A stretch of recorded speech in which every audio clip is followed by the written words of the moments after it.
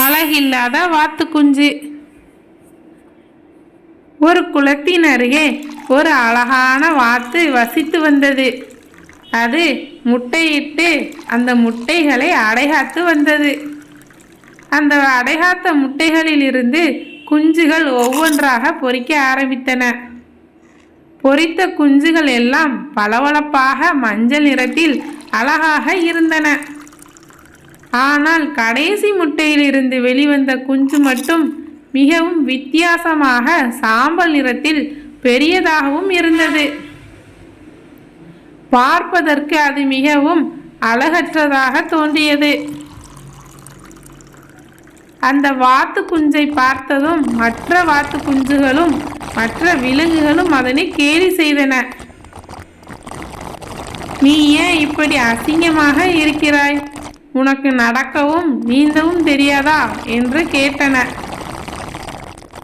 அதன் அம்மா வாத்துக்கு கூட இது நம் குஞ்சுதானா என்ற சந்தேகம் எழும் அளவிற்கு இந்த வாத்து தனித்து தெரிந்தது.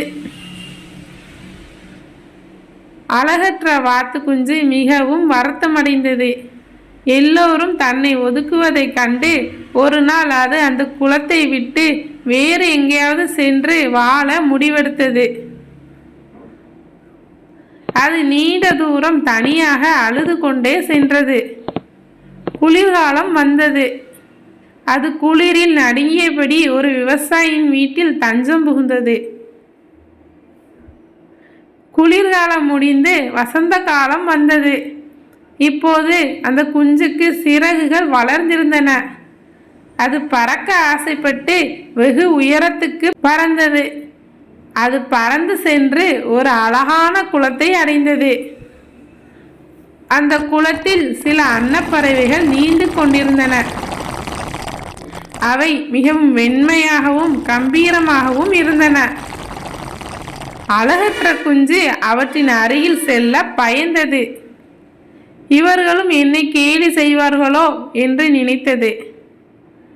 ஆனால் அது பயந்து குளத்து நீரின் தன் நிழலை பார்த்தபோது தனக்கு வந்த மாற்றத்தை கண்டு ஆச்சரியப்பட்டது. அது இப்போது சாம்பல் நிறத்தில் இல்லை, அதுவும் ஒரு வெள்ளையான அழகான அன்னப்பறவையாக மாறியிருந்தது.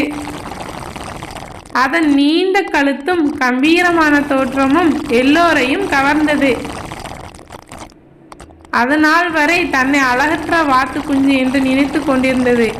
ஆனால் உண்மையில் அது ஒரு அழகான அன்னப்பறவையின் குஞ்சு. மற்ற அன்னப்பறவைகள் அதனை அன்புடன் வரவேற்றன. அழகு என்பது மற்றவர்கள் சொல்வதல்ல, நம்முள் இருப்பது. நாம் யாருக்காகவும் நம்மை மாற்றிக்கொள்ள வேண்டியதில்லை என்று நினைத்து அந்த குஞ்சு மகிழ்ச்சியுடன் அங்கே வாழ்ந்தது. கதையின் நீதி: உண்மையான அழகு உள்ளே இருக்கிறது. மற்றவர்கள் நம்மை கேலி செய்தாலும் நம்முடைய மதிப்பை நாம் புரிந்து கொள்ள வேண்டும். இந்த அழகான கதை பிடித்திருந்தால் நம்ம சேனலை சப்ஸ்கிரைப் பண்ணுங்கள்.